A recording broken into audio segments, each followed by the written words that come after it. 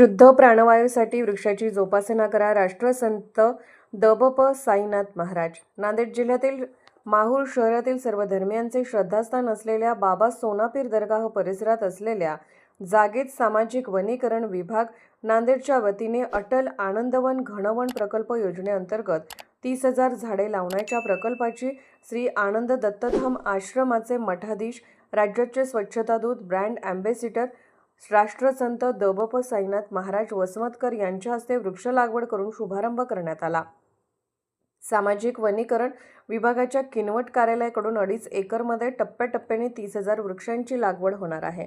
12,000 वृक्ष लागवडीची सुरुवात माहूर शहरात बाबा सोनपीर दरगाह परिसरात अटल आनंदवन घनवन योजनेअंतर्गत मियावाकी पद्धतीने वृक्ष लागवडीचा पहिला प्रकल्प जिल्हाधिकारी राहुल कर्डिले, सामाजिक वनीकरणाचे उपवन संरक्षक संदीप चव्हाण यांच्या मार्गदर्शनाखाली सुरू करण्यात आला.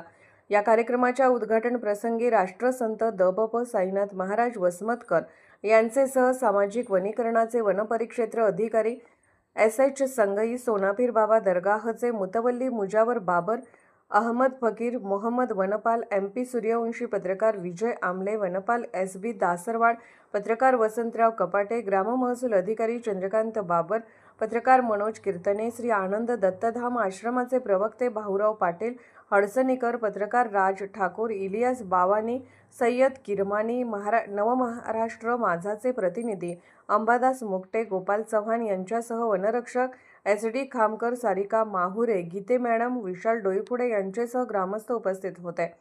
श्री क्षेत्र माहूर प्रतिनिधी मनोज जाधव. प्राप्ती होते याची काही आपल्याला जाणीव नाही.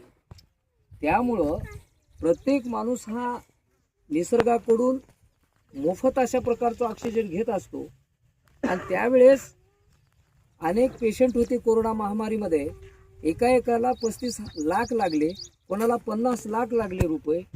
त्यांचा फोन याचा हैदराबादहून, महाराज आता पैसे संपले, जमीनही संपली, सर्व आता प्रॉपर्टी गेली, लेकरेला काही नाही. तर मी विश्वासावर त्यांना दवाखान्याच्या बाहेर आणला. आता काही चिंता करू नका.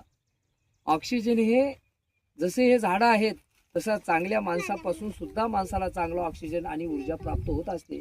म्हणून या मनुष्य जन्मामध्ये चांगली संगत सुद्धा एक फार महत्त्वाची असते.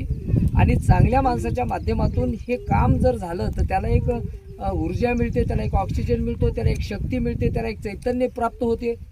आणि असं जर चैतन्य आपल्याला या देशामध्ये, राष्ट्रामध्ये जर निर्माण करायचं असेल तर आपण सर्वांनी जे फुकट आपण ऑक्सिजन घेत आहोत हे थोडंसं, प्रत्येक गोष्ट एकदा माणसाला फुकटची सवय लागली की ती त्याच गोष्टीवर माणूस अवलंबून राहतात.